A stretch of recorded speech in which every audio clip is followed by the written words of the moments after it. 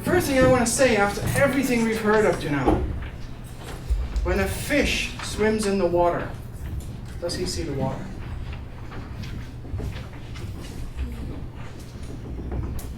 We're going to keep coming back on that line in the next hour and a half. When a fish is swimming in the water, does a fish actually see the water?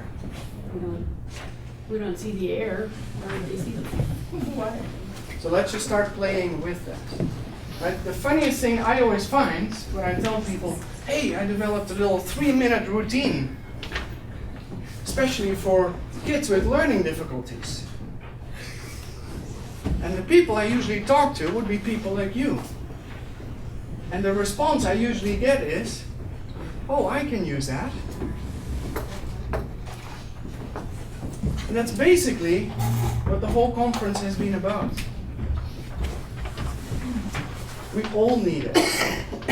And most of you have listened a lot to Dr. Mattei, and the word stress came up a lot. Environmental factors.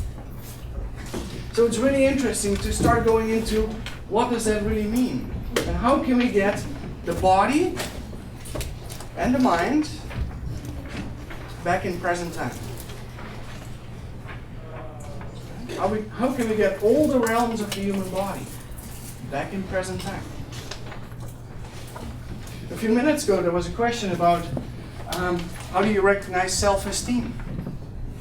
First thing that came up in my mind, when I feel grounded. And if you connect it to the answers to the questions, they were all relating to other people, other events. And that's how much we have lost touch with our environment. When a fish swims in the water, does he see the water? When you walk around in your own daily life, do you see the water? Do you see your own stresses? Do you see your own behaviors that bring you not in the present moment, that make that you have behaviors that might not really relate to what's going on at that moment, which makes that you might relate wrongly to the person you're interacting with, and you might not even have any clue that that's happening. So the fish is you. And the water is all the stresses that are coming at us.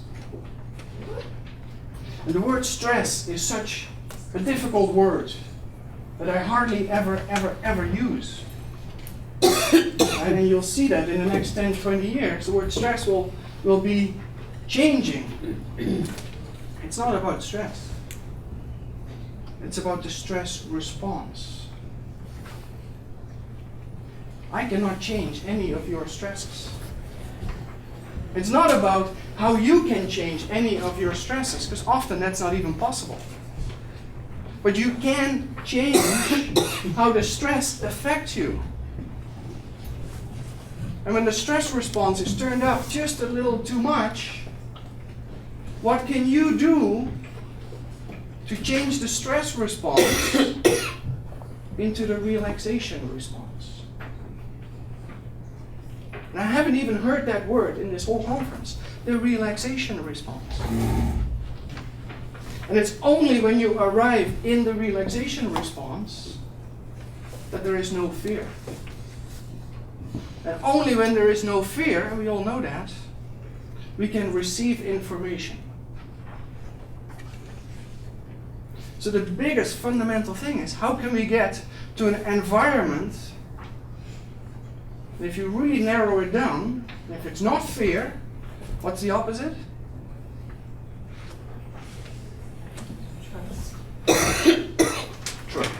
Trust, love, basically love and fear. That's what it is. This morning we were also listening about consciousness. And if you really study the people who've studied consciousness, not by doing testing as MRIs or functional MRIs, but more practical, experiential, years and years of dealing, self-reflecting, as well as self-reflecting with others, then you will read and study and learn that the seat of human consciousness is in your heart. And it all comes back to the heart. All the emotions, shame, fear, anger, happiness, love, surprise, they're all coming back to the heart. So if you want to create any environment where somebody can have a chance to be more successful, that's where you got to go to. And then we can talk about the children with FASD, or the adults with FASD, or ADD, or ADHD. But at the same time, I teach seniors. I teach people with back pain. I teach people with headaches, or people with like high blood pressure. And in the big picture, it all comes down to the same thing. What can you do right now to get more into the relaxation response? A couple of days ago, I was having a talk with somebody who's high up in the educational system, and we came to the conclusion that every school, just like they have a math teacher and a PE teacher and a science teacher, they should have a self-regulation teacher. And that is what evolution has done. It's a new thing from the last 20 years, especially because of computers and all the multitasking that's going on. Right? And technology has improved so fast that the human body has not kept up. Evolution takes thousands and thousands of years. We've sped it up in the last 20 years. Because of that, the result is we're not self-regulated. We're living in a world of dis-ease. And a lot of people feel dis-ease, which means they're not at ease. That's where the word disease comes from. So let's first get to a place where we can find more ease. Okay? Another quote that came to me earlier today, which is one of the best quotes I've ever read, I think, about fear. Fear is excitement without breathing.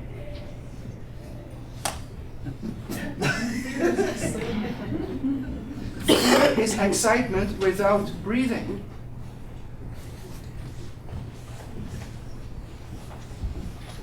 And I hope that quote stays with you. And at moments you will catch yourself holding your breath. And every time you hold your breath, there is a low grade or high grade level of fear. Otherwise, you wouldn't have to hold your breath. Where a regular breathing pattern should be an inhale, into an exhale, into an inhale, into an exhale. Most people, and many of you here, breathe in, pause, exhale, pause, inhale, pause, exhale, pause. You have no idea. Every time you pause, it's an attack on your heart. And you throw what's called your heart rate variability a little bit out of whack. Heart rate variability is how your heart and your breath relate to each other, which needs to be in a high ratio when you're calm, but it changes as well when you're exercising. So it's a really good indicator for your health and a really good indicator how much are you in the stress response. The world of biofeedback and neurofeedback work with that. When you are in good coherence, which means your heart rate variability is high, which means your heart and your breath are nicely synced, you set yourself up for positive emotions. Especially when you start to relate to this with a mindfulness of heart consciousness. So that even your brain waves get in sync with your heart and your breath. That's how you set yourself up for positive emotions. When the heart and the breath and the brain waves are totally doing separate things, guess what you get? A behavior that is like all over the place.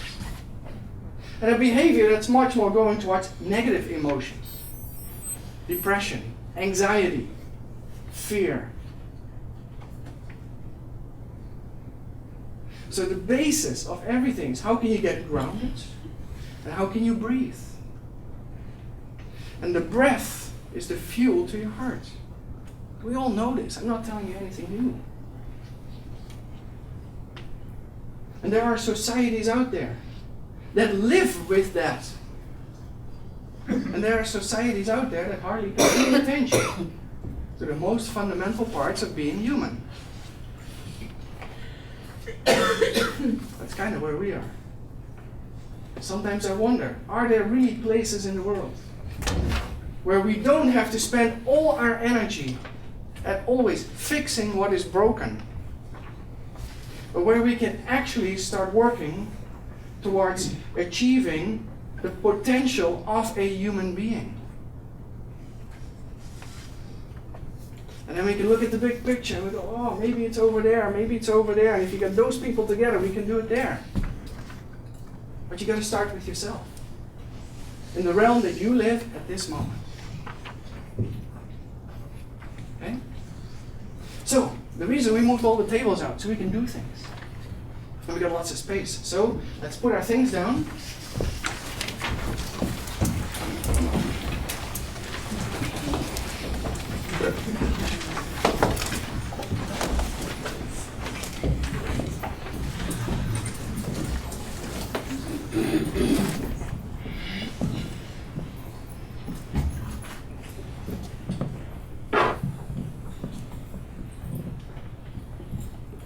Nice and quiet suddenly. Can you feel that? You know why? You know why? No, it's not concentrating.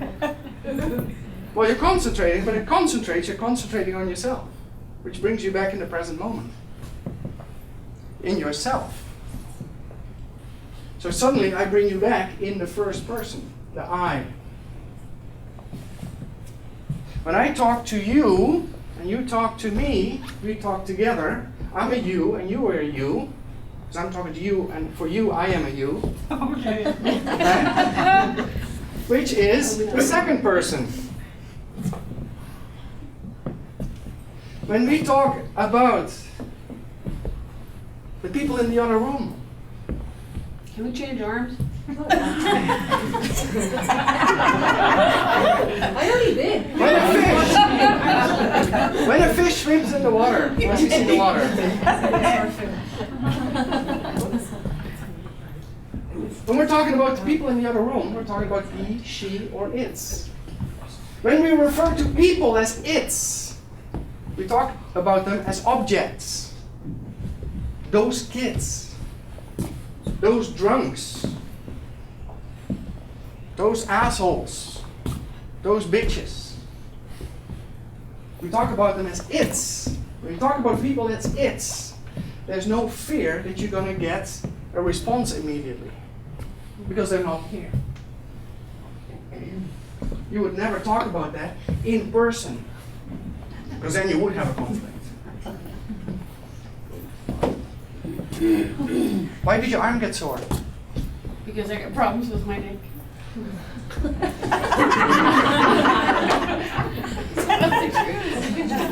Why is your neck get sore? Because I had an accident. Why did you get in an accident? Gee, that's a long story. That's a long story. And it can go back a long time. Yes, it was actually a long time. Okay. Hasn't it? Is your body in the stress response at this moment? Right now? Right now. I feel kind of happy. Floaty. Wavy. And that's what this does as well, right? However, her body is very stuck in the stress response. Otherwise, she wouldn't have moved. And you can see it as well. The reason why she couldn't lift her arm up, shoulders were up. Right? When you were young, your shoulders weren't here. They were low. They were, yep. That's Right? That's right. So here's already, there's the fish swimming in the water, doesn't see the water. You didn't see, your body is in the stress response. Nope. Right? And many of us are like that. Right? So we have to start looking at the world with totally different glasses than we are trained. And then you see right in front of you what's going on. And then yes, it's really interesting to see what the medical books have to say. But then it is so much more exciting to see what's happening right in front of us. And when you start to see what's right in front of us, you can immediately have an impact. And you can make a change. So you can go back to your right arm, and if you consciously let the shoulder drop, you can do that for a couple of minutes. Okay. Hey, let's go both arms. What are we doing, by the way? Let's explain something. Because it's all about self-regulation, but I really love what Dr. Gabor Mate was just saying. It's not self-regulation, it's about regulation into the future. One, we need to self-regulate now, but what I'm interested in is how are you going to be 10 years from now, 20 years from now, 50 years from now? I hope I'll be still here. All the things we're going to do here this afternoon are not a secret. Please share them with other people. A lot of people might benefit from this. Okay, what are we doing? What kind of symbol, what kind of figure is this? Figure 8. What is a figure 8? Infinity. It is an incredibly powerful movement of healing. That one, returns you to present time. Two, it's round. And there's a continuum in it. A lot of people have problems because they are stuck. Fear makes that you are stuck, that you slow down. We were talking about heart rate variability. Breathing in, stop, breathing out, stop. That's not the infinity. That's like, Let's do that for a moment. Right? Let's do the infinity, but take the corner out of it and make it angular. And watch what happens to your breathing. You're holding your breath. Right?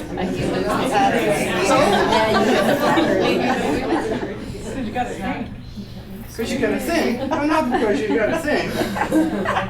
It's totally different. All right. What else is this movement? Now we're getting to something really, really exciting. Relaxing. It's relaxing. Good. We're going to the relaxation response. My shoulders are down. Hey, how about let's do it forward and back? No. Forward and back. And many of you will go, oh, we're just doing some simple little exercise. Simple little exercise. About half a year ago, I was in a grade 3 class. And we were doing this with the kids. And there was one little boy, and he's going like, and the rest of the class was doing this. And he couldn't make a figure 8. And I asked the teacher, how is his printing? She says, he's got problems writing. Do you think there's a correlation between doing this and being able to print? So I worked with him a little bit. Half an hour later, he could do this. Last week, I was teaching seniors. There's an old lady who couldn't do this. Don't look at me. I'm not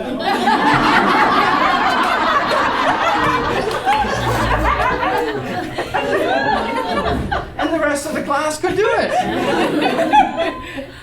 Right?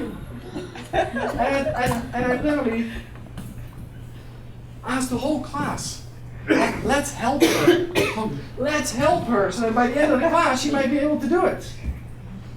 And by the end of the class she could do it.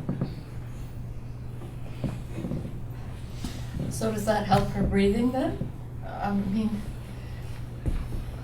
is that... Giving and receiving. Giving and receiving. Giving and receiving. Giving and receiving. It's life. If you can't do it, you've got a problem. It's a symbolism behind movements. And yes, it regulates our breathing much better, for sure. But the first thing that you need to know is every movement has a symbolism behind it. Right? And if you go like this, you cannot give and receive as easy. It's giving and receiving. Now do it again. Think about it. Giving and receiving. Did everybody get a card? Everybody got a card? I gave you a card. leave you a card, and hopefully you received the cards. And the card has a message, and the message is at this moment for you.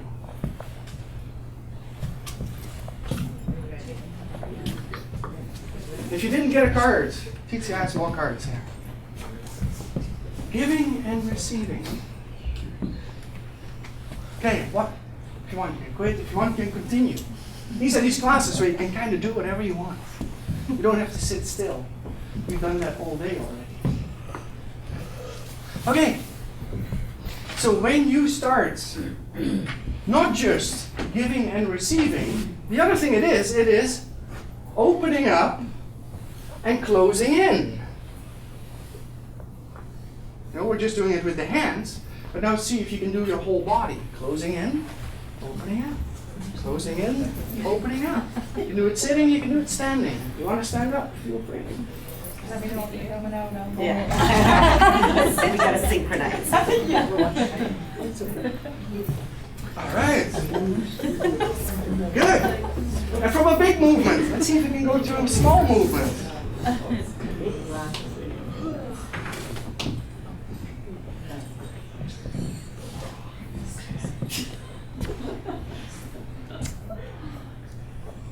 Good. And now let's put your hands down. Can you do it in your mind? Can you make figure eights in your mind? And if I would be standing here in a nice business outfit, in a nice striped shirt, like the traditional stripy shirt with the stripes on the pants, the gray pants with the little white lines, it would be tough for you to think about figure eights in your mind.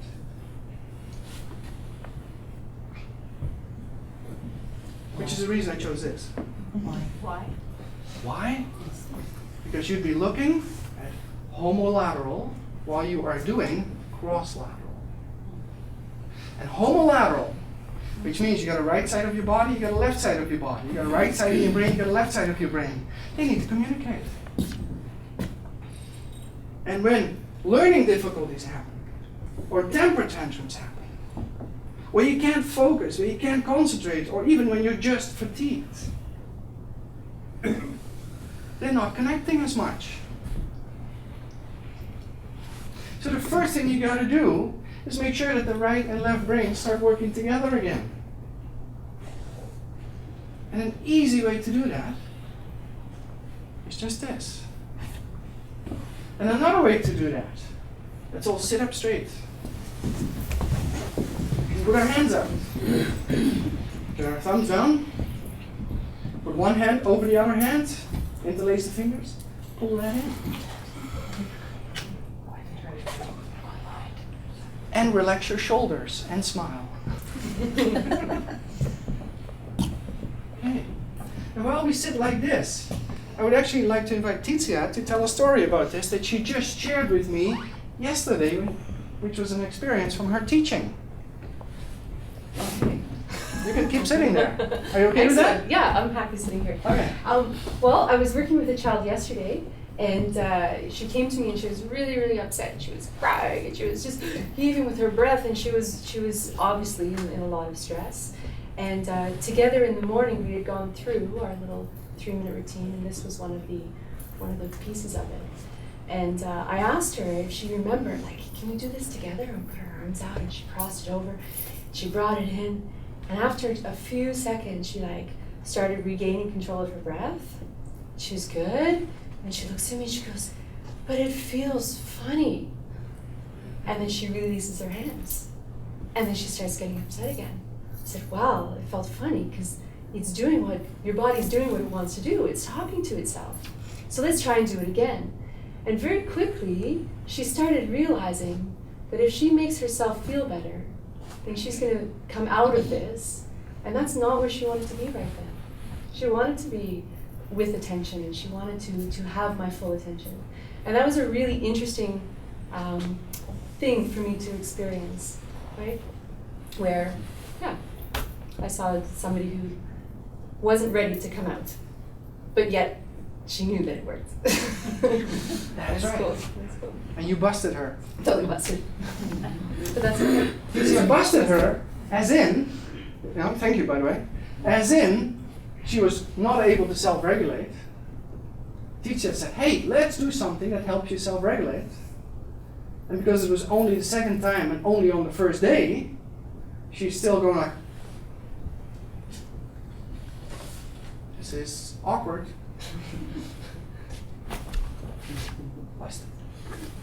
How old was she? Grade 5. Alright. And what I'm trying to say with the 3-minute routine, it's not a miracle thing. But sometimes it works. But it really will only work if you keep bringing and practicing the same routine over and over and over again. Okay? And when you're a teacher and you're in the classroom and you've got kids going, and you say, okay, just go sit at your desk and calm down for a moment. Instead of sitting like this, have them sit like this. And you'll notice that the time it takes for them to get back into themselves is so much shorter. And when they get open again, they are actually ready to contribute to the group process. Instead of they're still doing their own thing. You can let go now. By the way, you're here not to do what I do, but to self-regulate. So it's nice if I ask you to do this, but it's up to you to say, hey, that's enough. Okay?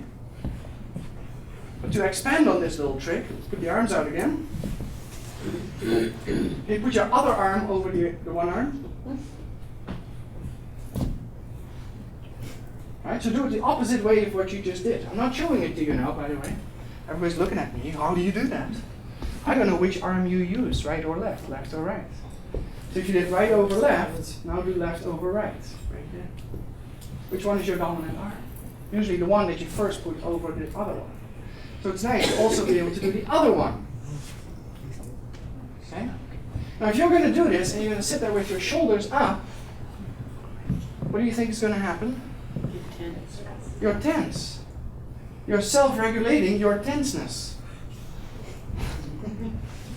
That's kind of silly. Right? So we don't want to do that. So also, make sure that your shoulders are dropped.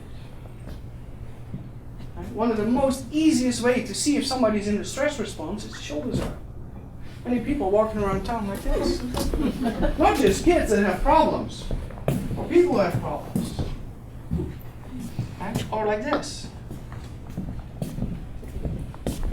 Right? And those are all the somatic patterns of behavior that relate to what's going on. Okay?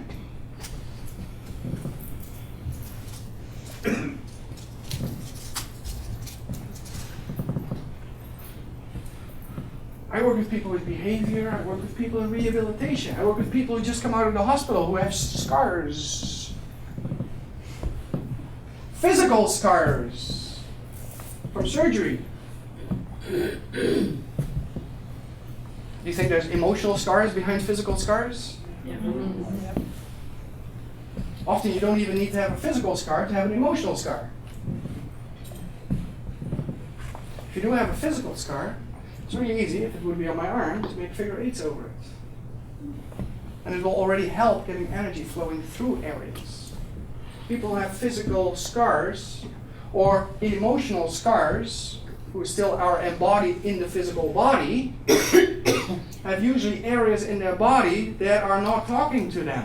They are kinesthetic blind spots. Somatic amnesia, we call that.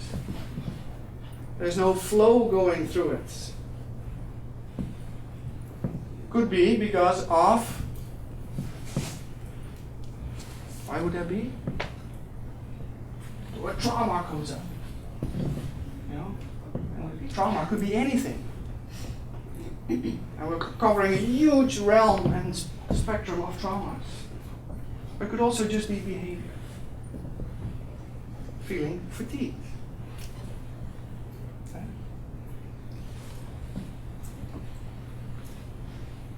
Good. Let's put your arms down. Let's close our eyes. Can you make figure eights with your eyes? And it should take about 2 or 3 seconds to go from one side to the other side. From one side to the other side. And while you do that, can you keep your head calm, quiet? Are you holding your breath? Or are you breathing softly?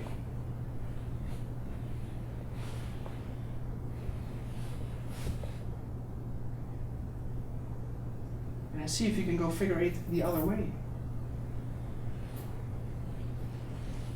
Are you doing this with ease, or are you doing this with dis-ease? If you catch yourself doing it with a little dis-ease, can you do it with more ease?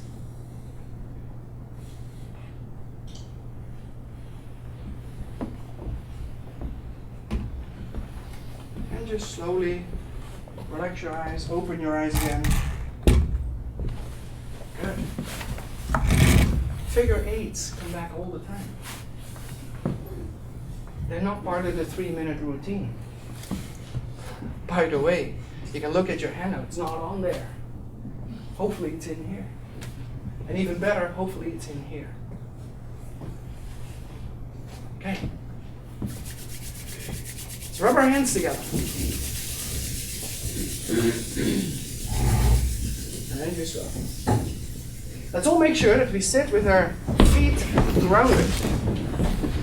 So in other words, if you want somebody to help them, to assist them in more self-regulation, first of all, you got to be a little grounded.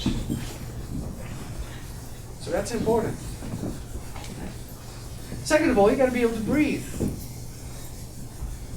So let's all take a relaxed breath, a deep breath in.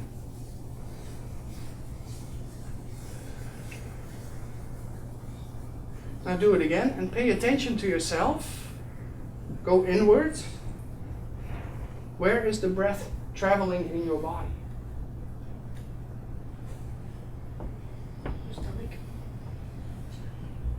All over. All over. Right? And some of you are breathing relaxed, and it's all in the upper chest. Shoulders go up. And if you think that's relaxed breathing, then you're one of those fish who's swimming in the water who never sees the water. That's not relaxed breathing at all.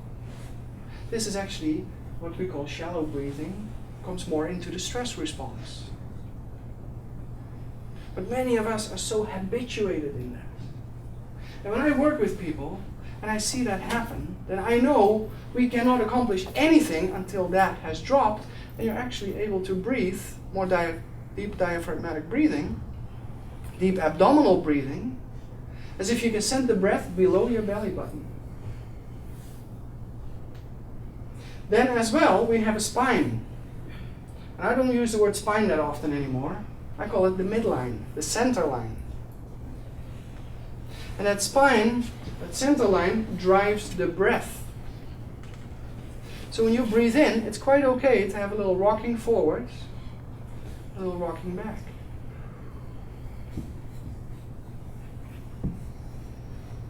Another thing you can pay attention to, where are your teeth at the moment?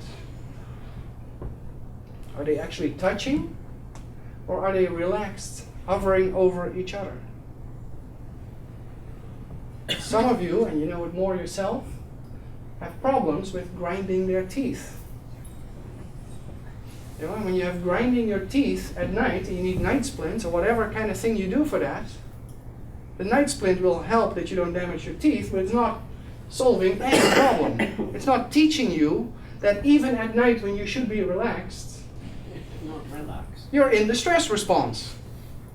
And what the whole medical world of sleeping and sleep studies hasn't caught on, so if people are stressed at night, guess what would happen during the day? Get tired. So that doesn't get addressed. We have to do sleep studies. So you have to come out to the lab where you get hooked up and you get assessed how you sleep. And the whole idea, what happens during the day, or what has happened during the day, maybe even 20 years earlier, doesn't even get addressed. I hope it gets addressed, but often it really doesn't. So you got to learn to self-regulate better. Okay, so here we go. See if we can put our hands under our belly button. See if we can breathe into our belly. Rock a little bit forward. You got to sit in the front of your chair, please. And then rock it back a little bit. Shoulders don't have to move. Neck doesn't have to move. Pull the right corner of your mouth to your right ear. And the left corner of your mouth to your left ear. They're both going. They're both going. That's usually a reflex called a smile. That's good.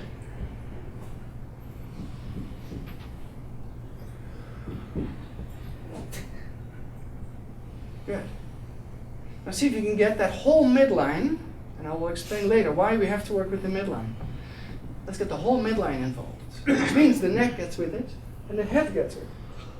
So we can breathe in and we look up. We can exhale and we look down. Breathe in, look up. Exhale, look down. Breathe in, look up. Exhale, look down. Just keep going. See if you can make it one beautiful flow. Not there goes the back and then the neck and then the head. See if you can make it one beautiful flow forward and one beautiful flow down.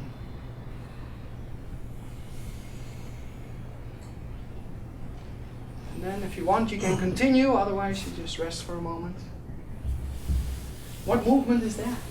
Can I just ask a question? What's It that? always makes me yawn. Always makes you yawn. Yeah. So am I trying to get more? I'm not getting enough deep breaths or what? You'll relax. Well, hang on. Look what you're doing first. You're No, but it doesn't matter. Anytime I do a deep breathing exercise, I always yawn. Okay. Can you show me how you do it? Well, not always, but when I start. Yeah. When I started, Yeah. I don't know. I'm always yawning often. Okay, what is a yawn? Oh, we're sidetracking here for a I moment. think I'm just getting more deep breath. I'm assuming I'm accessing my diaphragm more. It's all good. It's all good, right? What is a yawn? Because we all have to yawn. And here's the thing. The moment somebody talks about a yawn, so we gotta stretch up for a moment. Stretch up one arm, stretch up the other arm. Let's teach you the technique of yawning. Okay. Thanks for bringing this up, by the way. This is so important because most of the people that need to self-regulate are exhausted. What is a yawn? What's the definition of a yawn?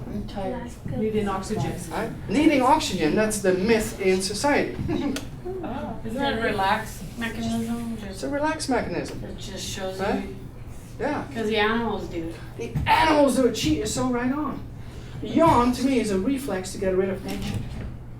A reflex to get rid of tension. What does that mean? At that moment, you have too much tension.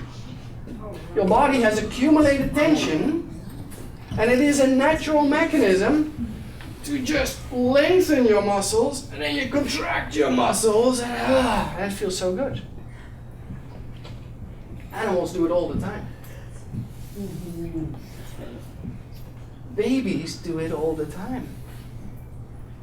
Children do it almost all the time. Adults are not allowed to do it anymore. It's a reflex to get rid of tension. So when you feel you have to yawn, love the yawn. Love the yawn. Right? So in other words, what do? You don't just go like, oh, I'm not supposed to yawn. You go into that yawn. You go into that yawn. And you go into that yawn. And you go into that How can I explain that to my supervisor? And the result will be you feel freer. You feel freer. The technical term for a yawn, you are right on, and it comes out of the animal world, is pendiculation. P-A-N, pendiculation. Right? And most people say it's a stretch. It's not a stretch. A stretch would be half a yawn. Right? It's a pendiculation, which means you go one way and you go the other way.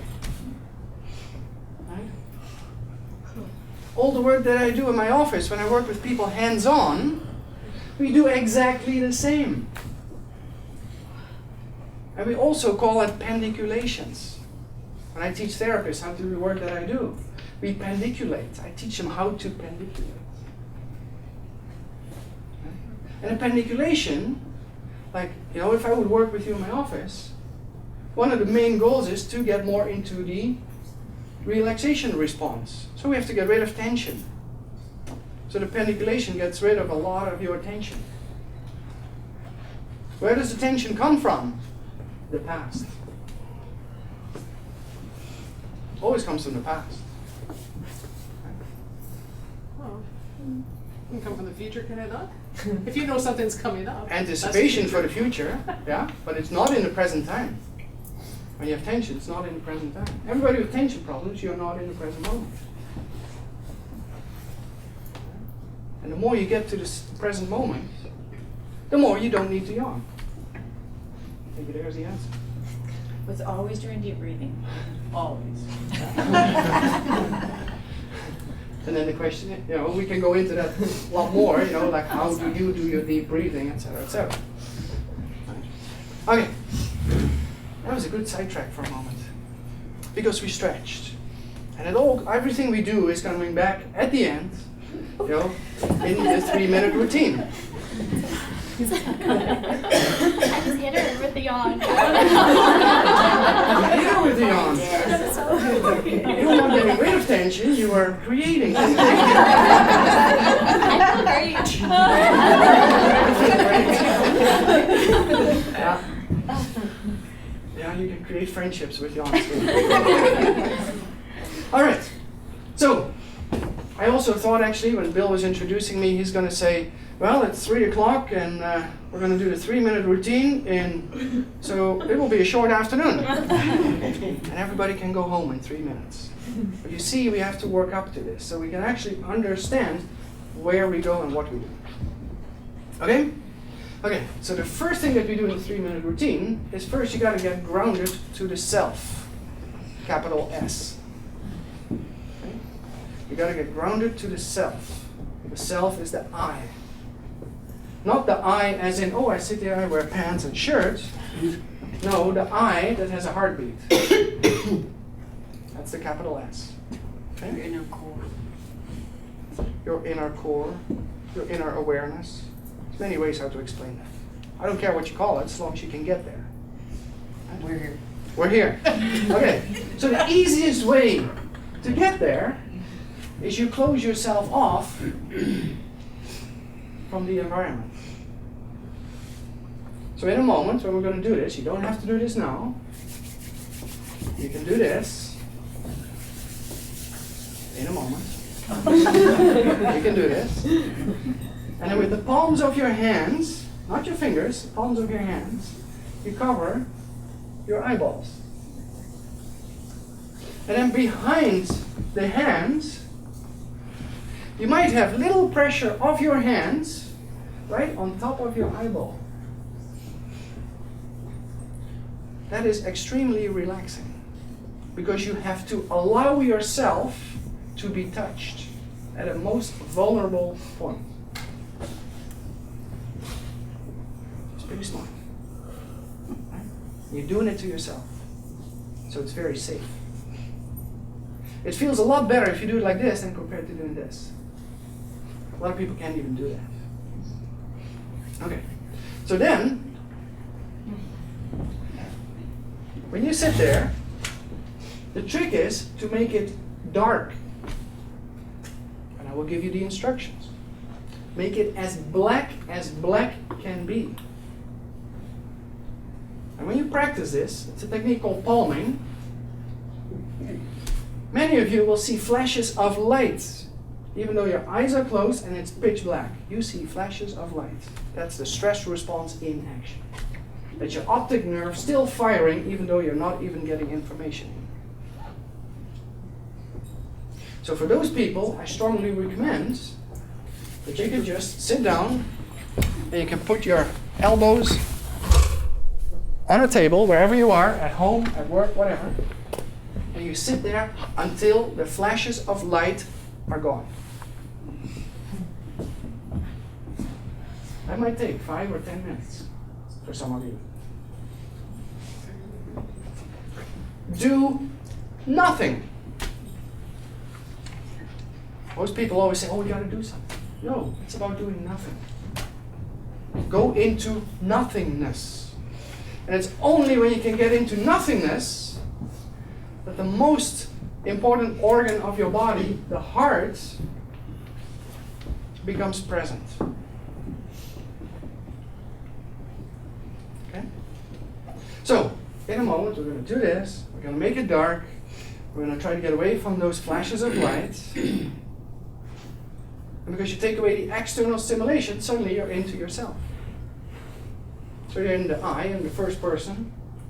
I actually call it the hidden first person, because you got to do something more than just talk about yourself. Okay? While we are going to be like this, we can breathe in and breathe out. So we also get all the spinal reflexes involved in the excitement of an inhalation and the exhalation. Okay? Don't forget the movements that we were just doing. Breathe in, breathe out. Every breath is an inhale and an exhale. Okay? The breath, we got some groovy music on the back here. Okay, so the breath, let's go into a little deeper into the breath. Because we were talking about breathing in, breathing out. Breathe in, breathe out. Where many of us breathe in, hold, breathe out, hold. Okay? To me, the breath, just like this. What was this again? The symbolism behind it? Or actually the daily presence of this movement?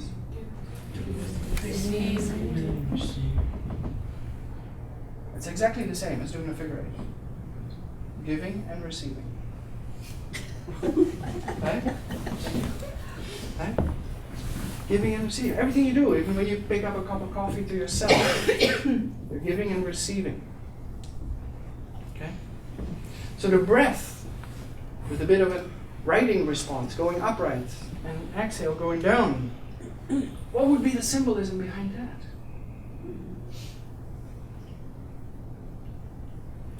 Pushing something out and taking something in. Let's make the movement smaller, but not in our back, in our neck. Yes. And let's do it faster. And suddenly we're all saying, Yeah. yeah. And that in our culture, that means yes. Yes. Yes.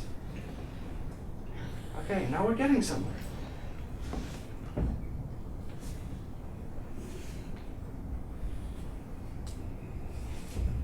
Don't make you dizzy up there.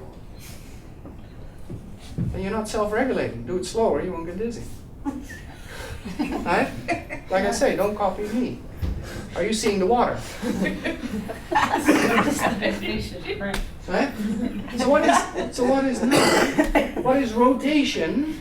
In the medical world, rotation, you go to the gym, it's rotational exercises, torsional exercises, oblique, abdominals, do whatever. All it has to do with saying no. I'm jumping ahead now, but I'm going to come back on it later. So we have to be really good at saying yes. We have to be really good at saying no. And when you're not self-regulating, you're lost between yes and no. And the behavior is frozen. And you're all over the place. Or you go inward or you go outward. But you're not able to make a decision. Your ability to make choices is totally disrupted, inhibited. Now this is truly important, because this is the symbolism behind everything you do. And even when I get people into my office who have back pain, just take them in and they have a sore back. What does that mean? They're already not able to say yes and no the way they truly, from deep inside, should be able to say yes and no. They're not living up to their ability. Their potential has diminished tremendously. And the more back pain you have and the more neck pain you have, the more you are inhibiting yourself.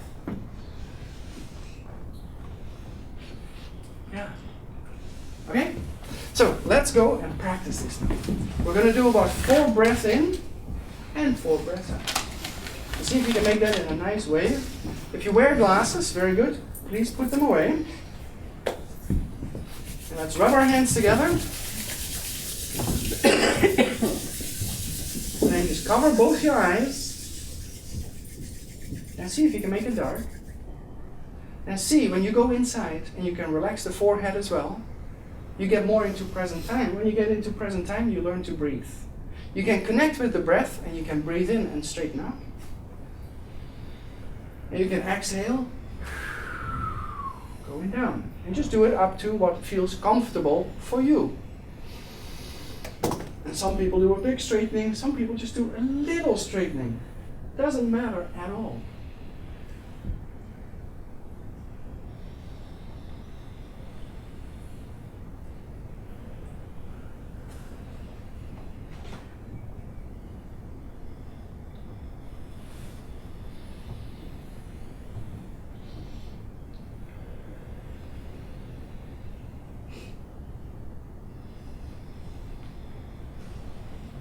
Then you do one more. You keep your eyes closed and you bring your arms down to your lap. Did that calm you down? That's how simple it is. Okay, so now we can continue. Let's go to something else. You can go with both your fingers, both your hands. Go to the center of your forehead and put your 4 fingers, not your thumb, right in the center. You take a deep breath in and you just pull your mind open. You do that again. You breathe in.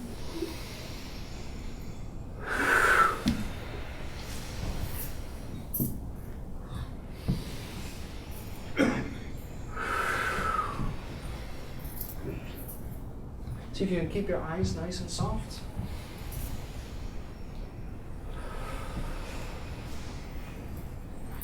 Good. How's that? If you ever feel that you have a headache up there, this can do miracles too. It might work faster and better than taking a pill. With a pill, you're not self-regulating. It's an it that's going to regulate you, not the I, the first person. And the same with addictions. Smoking, sugar, and all the other addictions that we talked about this week. Okay. Let's put our arms, our fingers all the way up in the clouds and make the clouds rain. And the arms come down on the head. And you come right down on top of the head and with your fingers, and don't worry about your hair, pull down. So now let's do that again. And I'm going to go to the left. You can all go to the right. So we go up and we look at our hands. And we come down. And we pull down over our hair. And we come back in the middle. And we reach up to the skies again. Put our fingers in the clouds. And bring the arms down over the head. And again, off to the right. Bring the hands up. Exhale. Run the fingers through your hair down. Let the rain come onto your hair. One more on the other side. All the way up and down. Good. How does that feel? It's okay? Okay. Let's move right along. We can go with our fingers. Usually, 2 and 3. Or you can use 3 and 4. Doesn't matter. As long as number 3 is in there. They go to right between your eyebrows. And you carefully go over your eyebrow out. You go over your ear. You take a deep breath in, you look up. Meanwhile, your hands go onto your trapezius muscles. They squeeze them and they pull them all the way down while you exhale. Good. And while you do that, you let your head hang. Let's do that again. Over the eyebrow, behind the ear. Breathe in, look up, and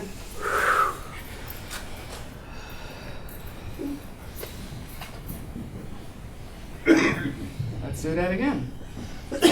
And people who are sensitive to their energies, they often can feel immediate results to this. And I'll explain in a moment what that could be. Here we go. Over the eyebrow, behind the ears, looking up.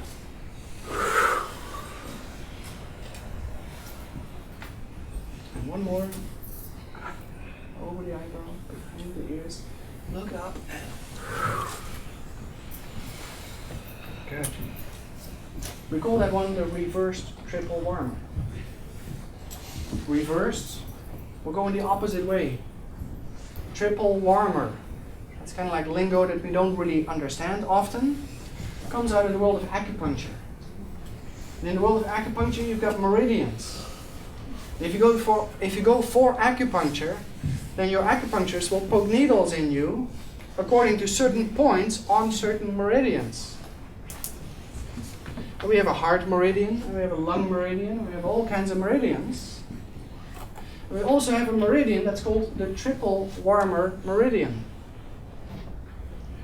Different name for that could easily be the stress response meridian. Triple warmer, you're burning too hot.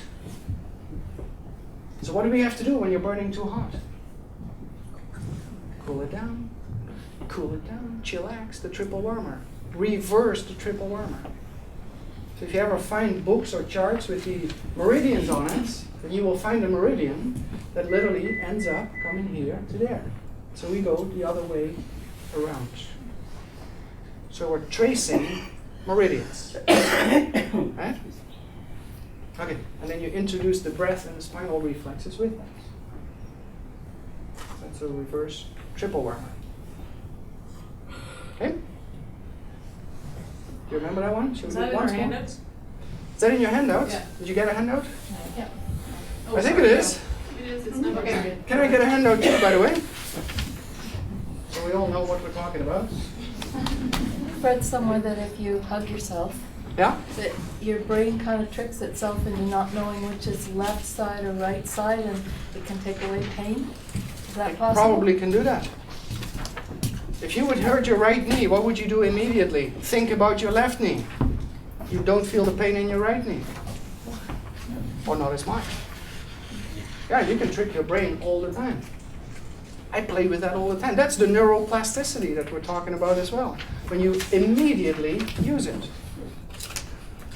Right? So all the work that I do is literally putting that neuroplasticity in action. We're not just talking about it, we're doing it. Right? Here we go. Yep, there it is. Relieving the stress. Then number 4, we already worked on that. So there's 5 exercises in a 3-minute routine. Here we go. Now you can. Now do it again without your shoulders. Breathe into your belly. Get grounded in your sits bones.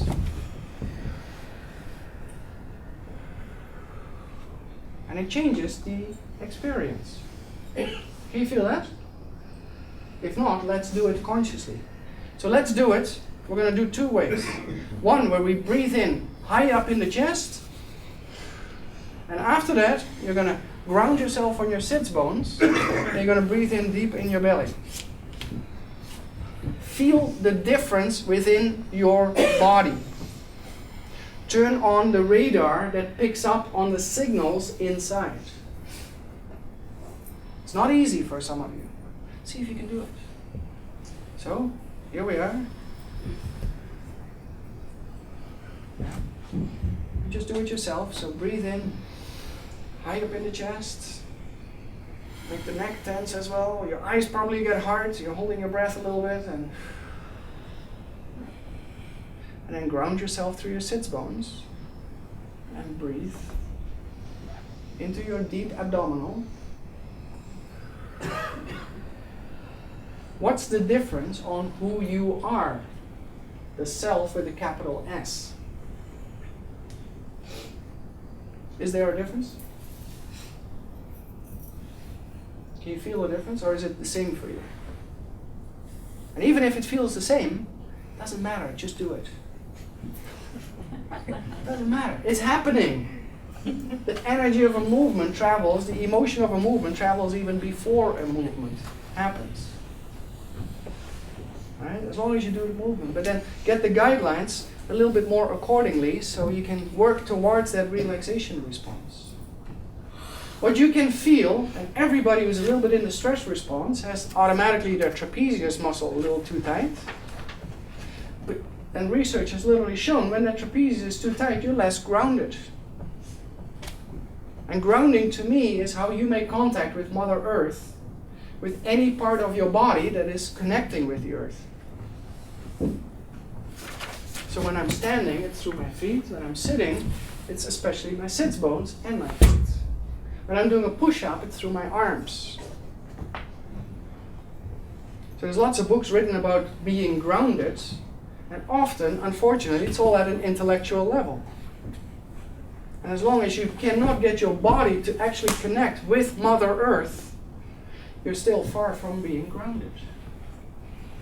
And as long as you're not grounded, the trapezius muscle is a little bit up. And as long as your trapezius muscle is up, you cannot reach your heart and get into true heart consciousness. And that's basically the red line through a conference like this.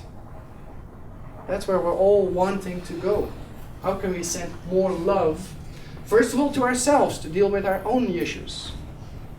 Second of all, to everybody that we want to help. Family, friends, clients, patients, doesn't matter how you call them.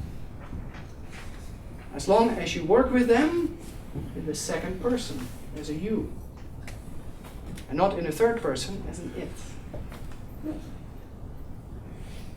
There's already a big difference there. Okay? Good. So, there's a couple of tricks to this one. When I teach kindergartens, I don't really go into this, but sometimes we teach adults, or even grade 6, 7, 8, 9, 10. We can all go like, okay, which arm is your dominant arm? So, let's do the dominant arm over the other one, bring that in, take a deep breath. And then in one motion, switch and bring it back. And switch and bring it back. And switch and bring it back.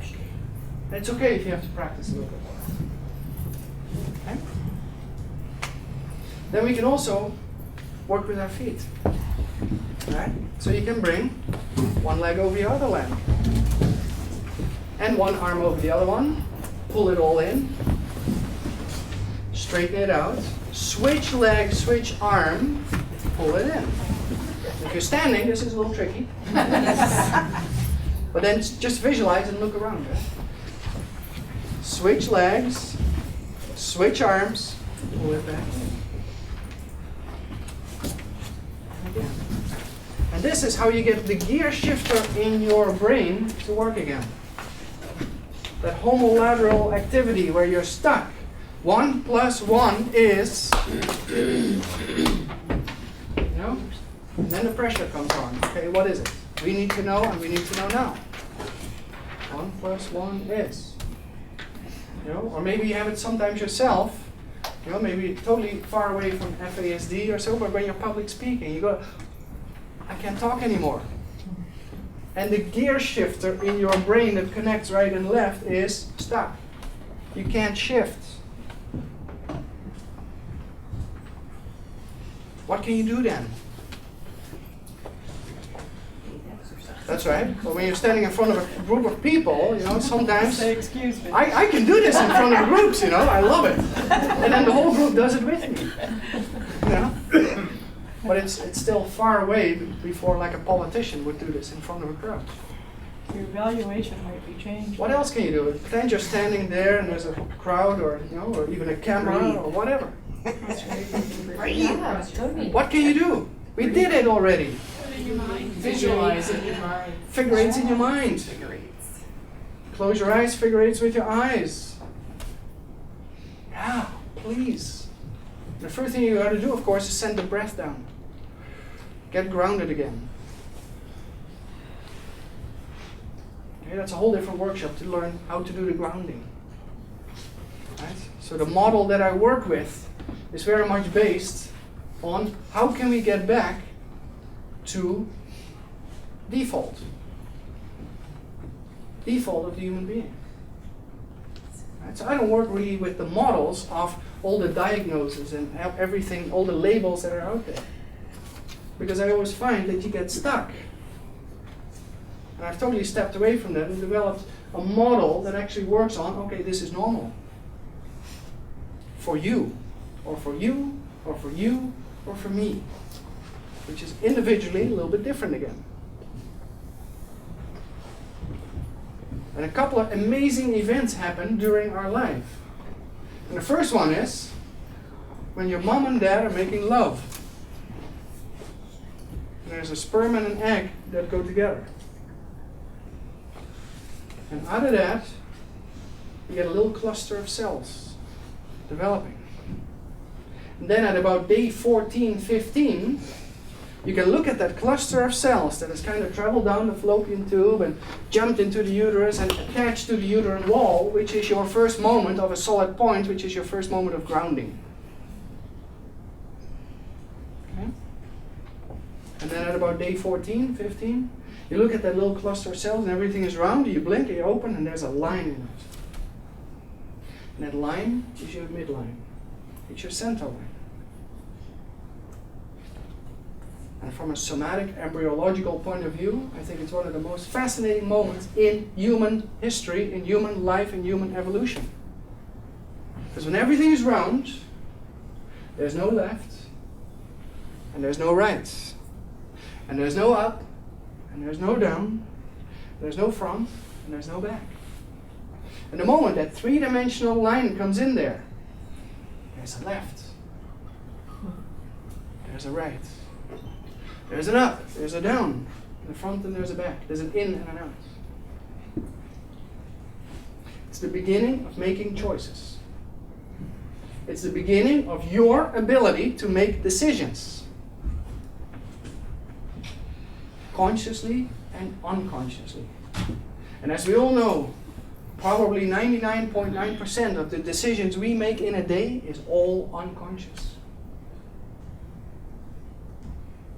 And at an FASD conference, it's not easy because often we talk about a midline, a primitive streak, that didn't have a chance to develop fully. And if you look at the structural issues, when there's really the alcohol, and you see the physical features, you literally see the physical features in the primitive streak in the midline.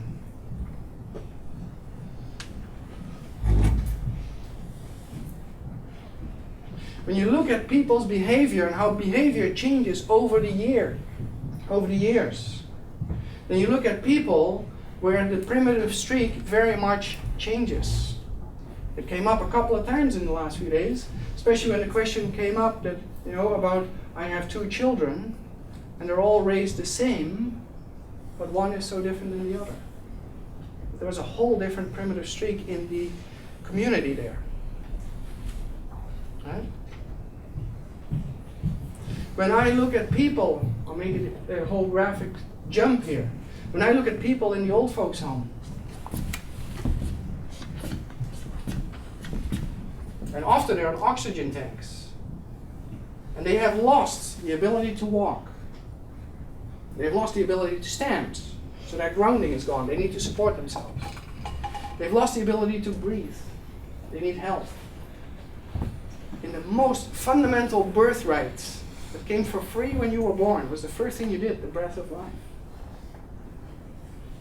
There's so much amnesia in that body that that primitive streak is so depleted. And that's why they're in an old folks' home. And if they're in a nursing home, it's usually even at stages that are worse, where people have lost even more independence. And they become dependent and dependent and dependent. And when I teach, I bring that line out often. What can we do now so we don't end up in a nursing home?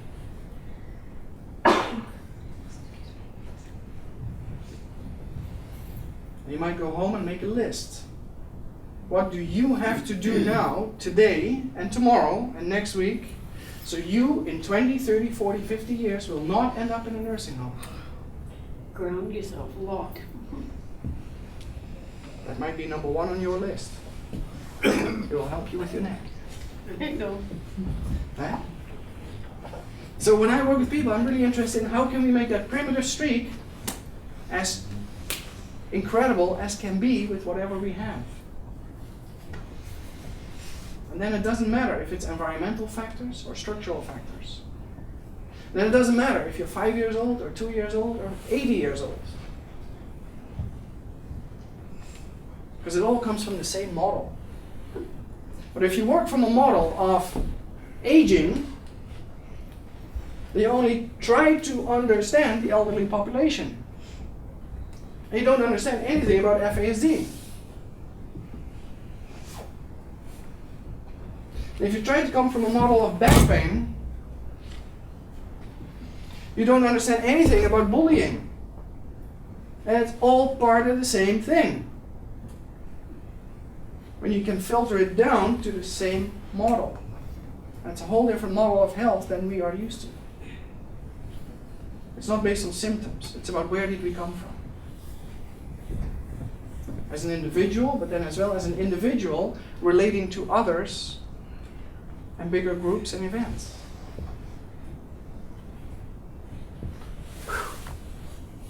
Okay, where were we? We just did this one, remember? Okay.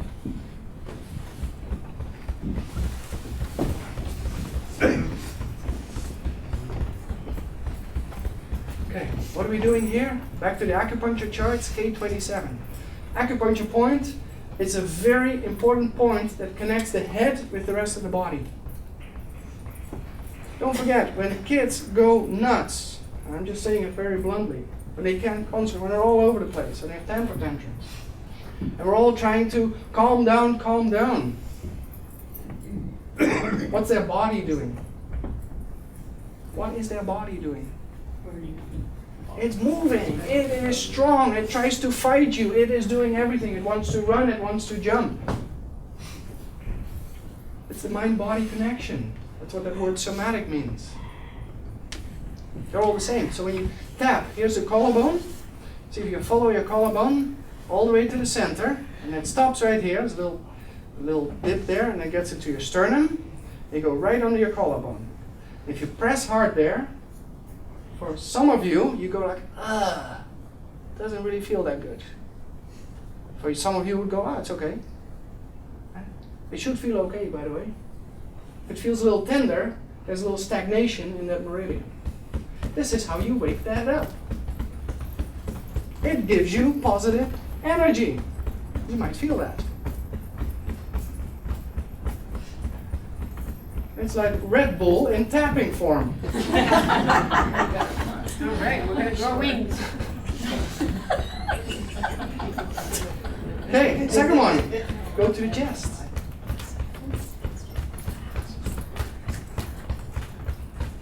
And the third one goes right underneath here. Right under the breast. Yeah. On the rib cage. And sometimes you also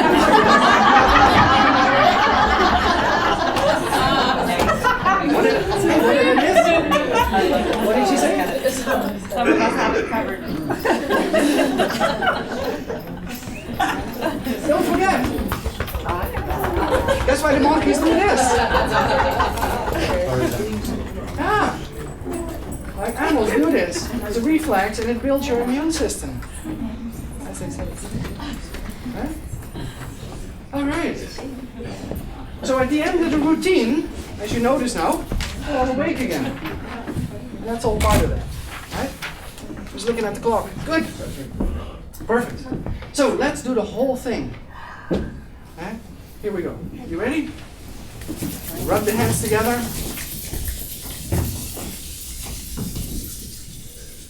Cover the eyes. Make it dark, relax your head. See if you can gently breathe in from your sits bones all the way up.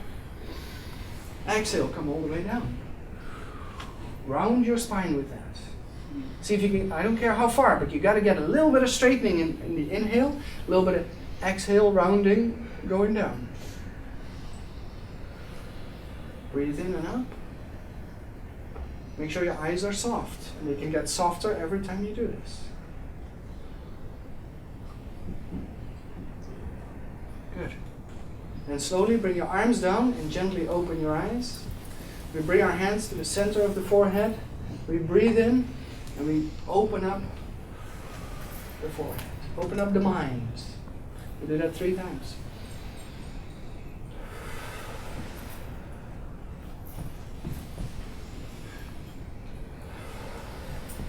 If you do lots of computer work, all these things are really good too. See if you can. Go to your right. Put your fingers all the way up in the clouds. Make it rain and let the rain come up onto your hair. And pull one arm in front and one arm behind you all the way down. Then we go up onto the other side. And we do the same thing. And the hands come down on the hair. And pull one hand in front and one hand behind. And let's do that again. Off to the right. And off to the left. Good. We go to our forehead. We're going to reverse the triple arm. How does that go? Over the eyebrow. Behind the ear. Breathe in, look all the way up. Exhale and give yourself a little massage. So actually pull on those muscles. That's that stress muscle. And you're decreasing the tension in the stress muscle. Let's do that again. Over the eyebrow. Behind the ear. Breathe in, look all the way up. Exhale. One more. Over the eyebrow, behind the ear, look all the way up. Good. Then we put an arm over that other arm. Pull that in. Just take a deep breath in for a moment. Relax the shoulders. Relax the shoulders. Sometimes you just might want to sit like this for a few minutes. See if you can switch arms. Sit like that. How did you switch?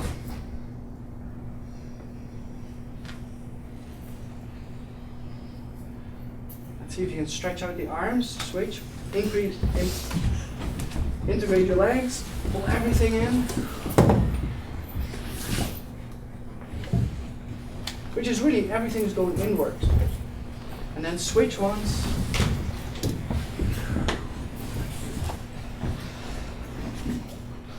Good. Then we go to the 3 thumbs. This is thumb number 1, thumb number 2, and thumb number 3.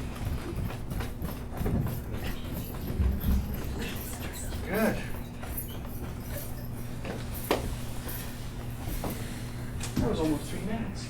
So that's the 3-minute routine. Right? And for instance, maybe Titia, do you want to talk about how I did this in Kekala? Sure. Because she was there.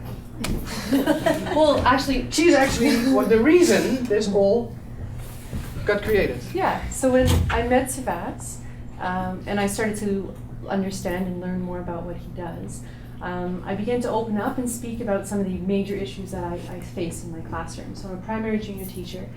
At the time, I was a kindergarten grade 1 teacher. And, you know, I can do all the modifications and I can be as creative as I want and I can teach to all sorts of different learning styles.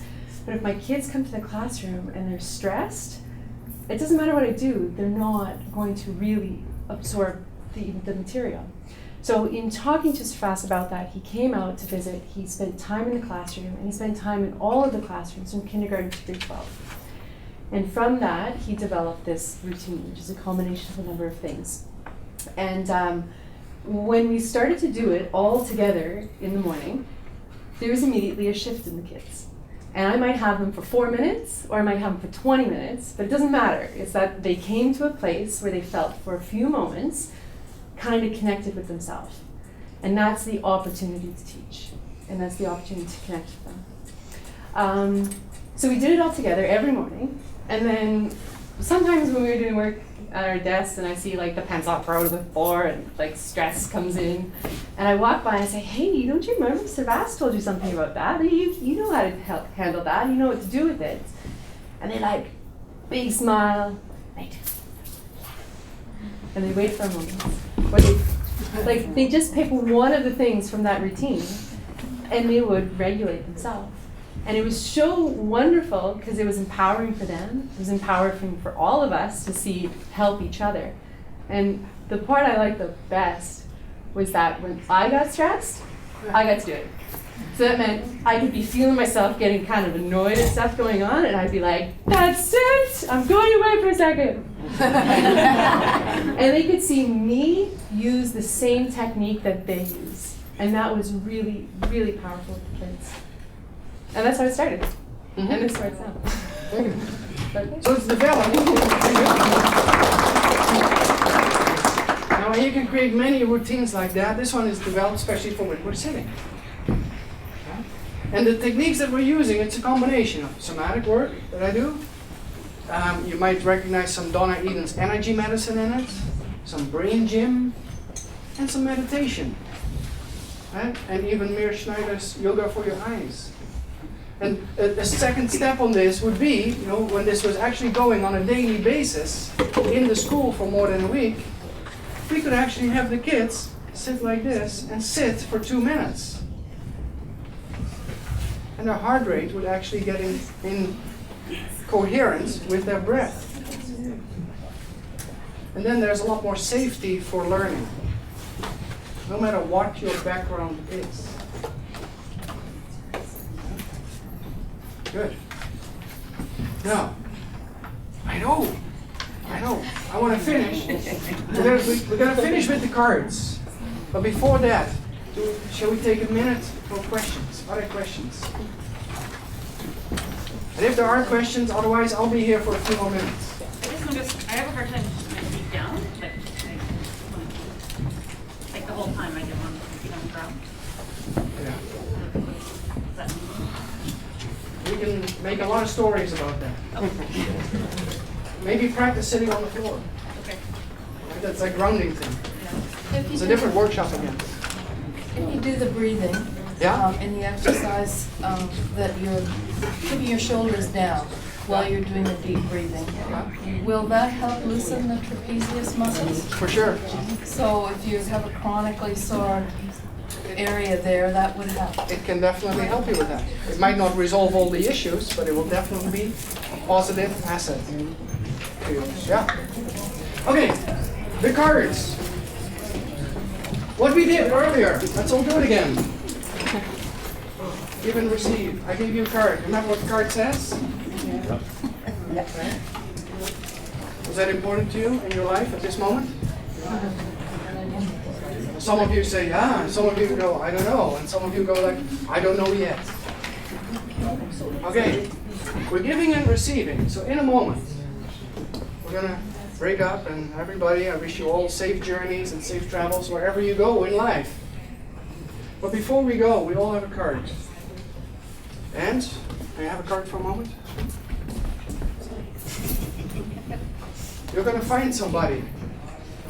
Exercise your vibes, it's this card. And I'm gonna look for somebody that this card belongs to. So you gotta start talking to your intuition, to your heart. You might have to walk around a little bit and look each other in the eyes.